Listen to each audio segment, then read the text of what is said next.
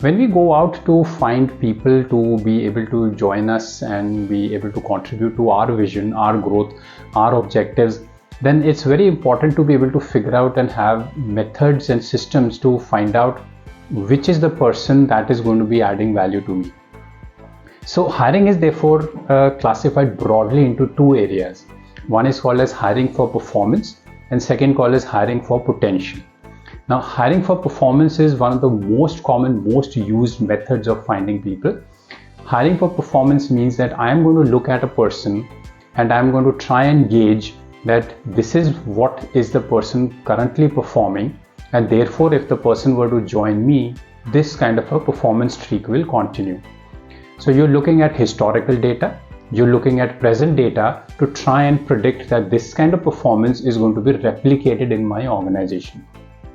That's the reason we have a lot of times discussions that we want people from similar industry, these kind of educational institutions, these kind of educational marks.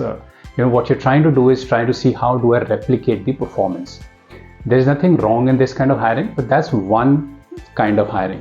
Since we need to have a very vast talent joining our organization to be able to have diversity of hiring and to be able to ensure that we can do out-of-box thinking, grow fast or grow the way we want to, we should also evaluate the other method, which is called as hiring for potential. Now, what does hiring for potential actually mean? Hiring for potential actually means that whatever the person can actually deliver, can perform, is not being demonstrated in the current environment.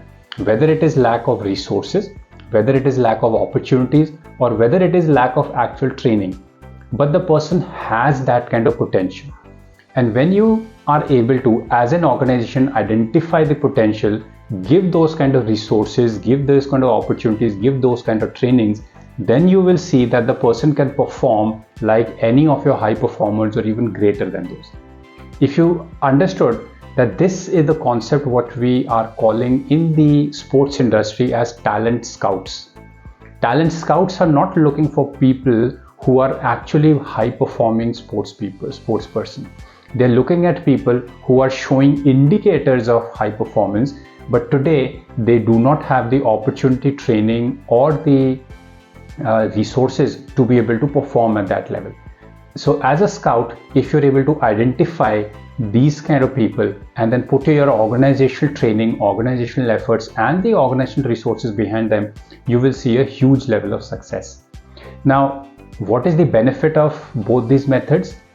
Hiring for performance will obviously give you results from a very short span, whereas hiring for potential gives you results after the initial training or development process has ended.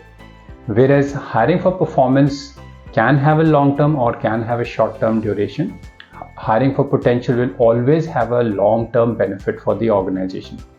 There is nothing wrong in either of the approaches, but there is obviously a lot of mistake if an organization does only hiring for performance or if an organization does only hiring for potential. In the current environment, in the current way the Indian economy is growing, any organization which doesn't have a 70-30 mix, which means 70% of the hiring to be done for hiring for performance and about 30% of the hiring being done for hiring for potential, then you are not doing justice to yourself as an organization. And when we say hiring, we are not actually saying hiring only for external roles. We are saying any vacancy that exists in the organization, whether it's a senior manager, whether it's a leader, whether it's a junior at the base. We are talking a cumulative of those, about 30% of those divided equally, often divided in some way of divided, and hiring for potential, 30%, 70% hiring for performance. As time progresses, we are sure that this number from 70 will reduce to 60, 60 to 50, but as of today, we believe a 70-30 ratio should be there. So your hiring strategy should be able to build into this and see how you can gauge them.